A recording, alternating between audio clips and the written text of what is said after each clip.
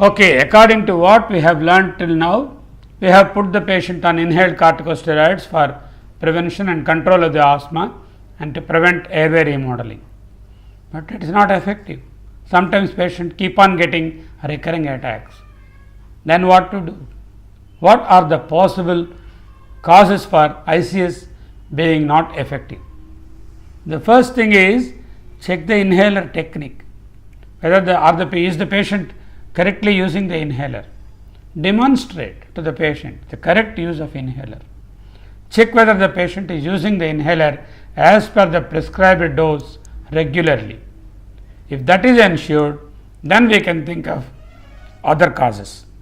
So, inhaler technique and regular use must be checked when we find the inhaler is not effective. Then double the dose of the steroid. So, if he is taking 200 micrograms, now switch on to 400. If he is on 400, switch on to 800.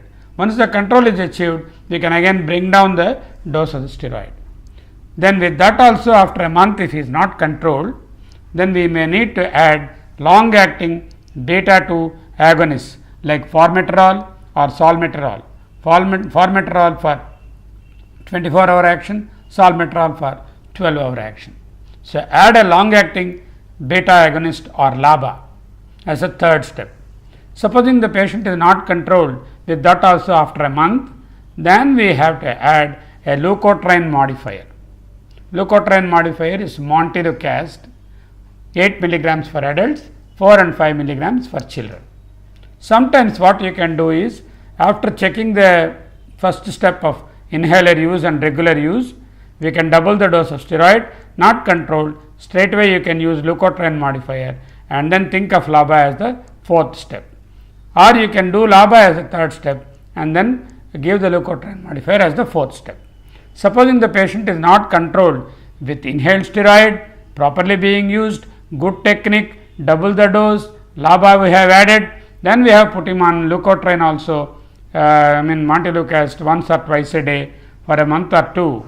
Even at the end of that period, if he is still getting the attacks, probably we can think of adding long acting or sustained release preparation of theophylline as an add-on drug. This is the step care management of asthma. This slide gives the step up and step down management of acute asthma. If the patient is in acute asthma, we need to step up the treatment until he is controlled. Once the treatment goal is achieved and the symptoms are well under control and the exacerbations are reduced, then we have to step down. So, the steps are, the first step would be short acting bronchodilator as an inhalation treatment, IBD inhaled bronchodilators, SABA in full dose. Supposing he is not able to get the required relief, increase the dose and frequency of the SABA or nebulize the same drug using a nebulizer.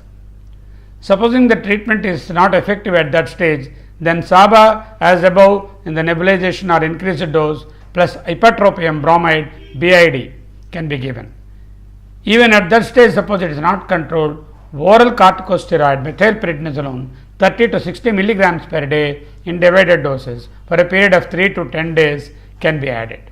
At that stage, usually most of the patients will get control. Then we have to add inhaled corticosteroid 1000 micrograms per day, maintain it for 6 weeks minimum at that dose. Then gradually bring that 1000 micrograms to 800, then to 600, then to 400, and finally you may bring it down to 200 micrograms per day inhaled corticosteroid. Here we can start with short acting corticosteroid in the beginning and then slowly switch on to the long acting corticosteroids. So, if symptoms are not relieved with all the above steps which we have described, then we have to check the diagnosis and check the technique of compliance. So, whether he is using the right technique and whether he is complying with the medication and is the diagnosis asthma. These will be the questions. Then also look for aggravating factors for asthma like gastroesophageal reflux disorder frequently will be associated with some asthmatics and they may have recurring asthmatic attacks in spite of the above treatment. Then we have to correct the GE reflex and then emotional and stress factors have to be addressed. If the patient has got upper respiratory passages problem like sinusitis or allergic rhinitis, they have to be attended to, so that the lower respiratory passages are not excited frequently to produce recurrent airway insult.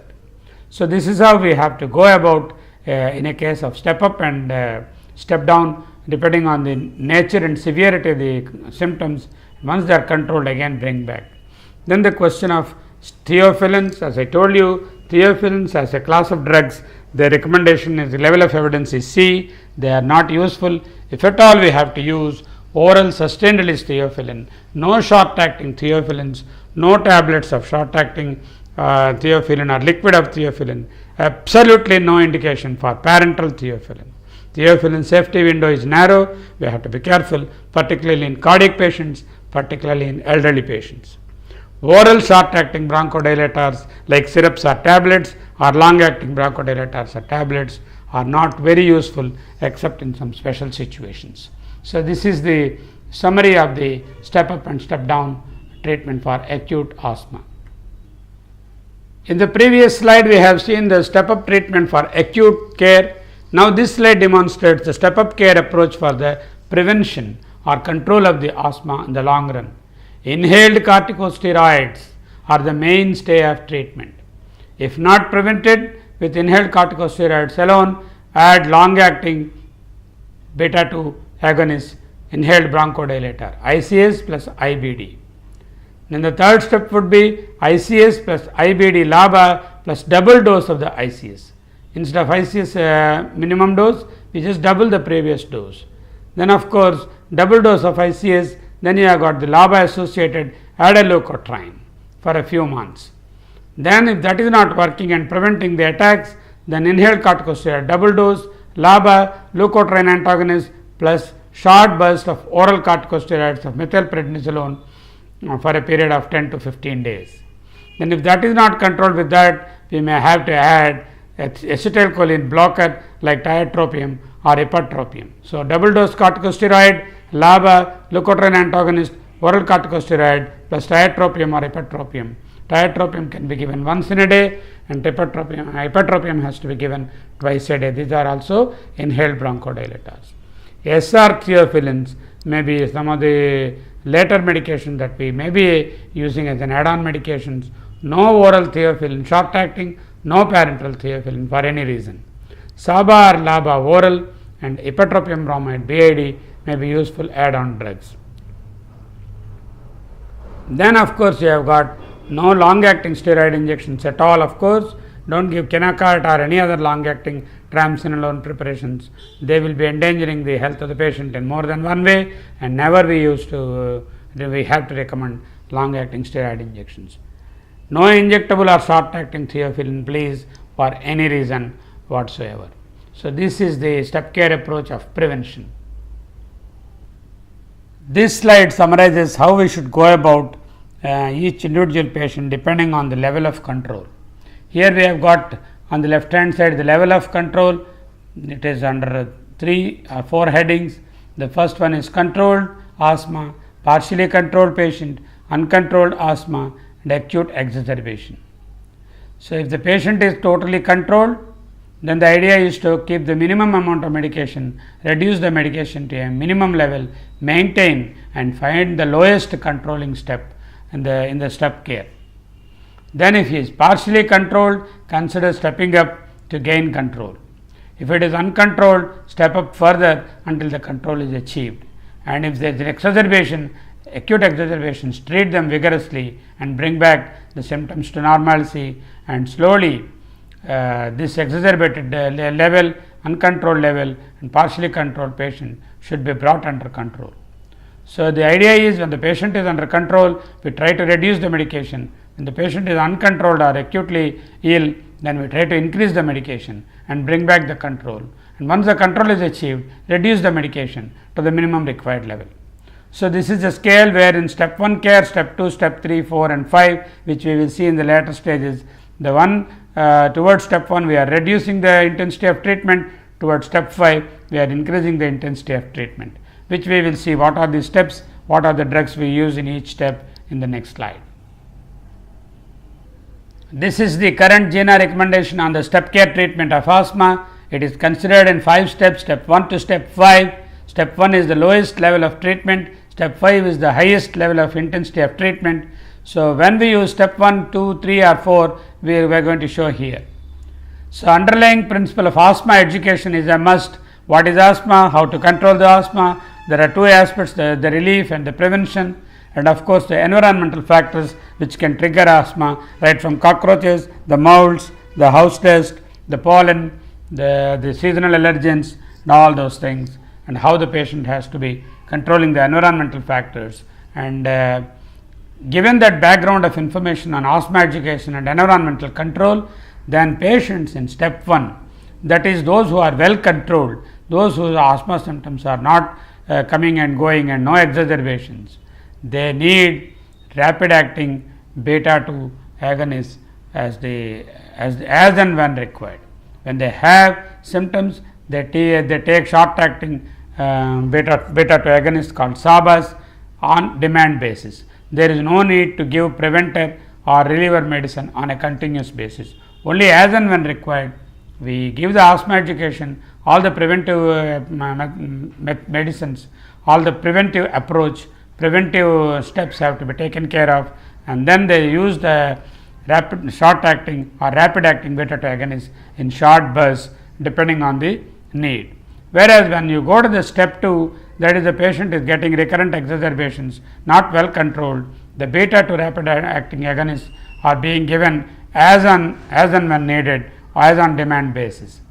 In that case, we have to add one drug, select one among the 2 groups here. The preferable one will be inhaled corticosteroids, particularly low dose inhaled corticosteroid, that is beclomethasone.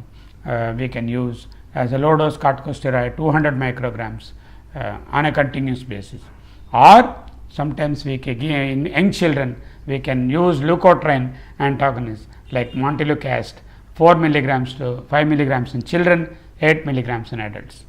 Suppose the patient is in step 3, the step 3 treatment is, that means you select one of the following 4. The first one is instead of low dose corticosteroids, you add long acting beta 2 agonists on a regular basis, either in a combined or 2 different inhalers. Then, or we can use instead of low dose ICS plus LABA, we can use medium dose corticosteroids or high dose corticosteroids, avoiding the beta 2 agonists. And the third option would be to use low dose ICS plus a leukotriene modifier montelukast. The last option would be low dose ICS plus sustained release theophylline, but generally the evidence is poor to use theophylline.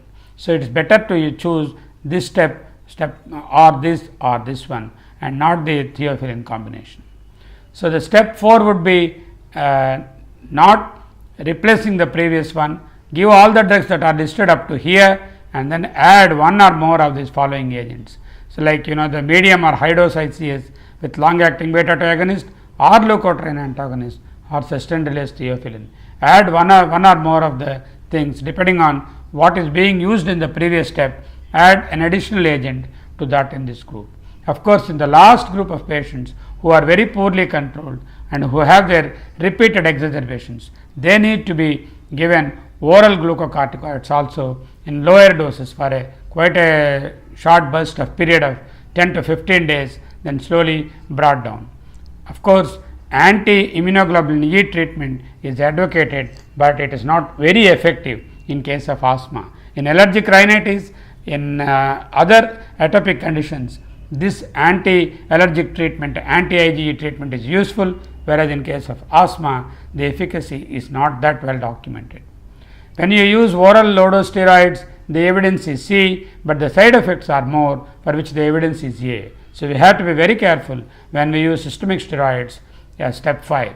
But the moment we achieve the control of these patients, we have to bring down the treatment from step 5 to step 4, from 4 to 3 and then of course to 2, and maintain at the minimum possible level and make the patient symptom free as far as possible, and see that he enjoys a happy life. This is the step care approach that has been advocated in the GINA guidelines.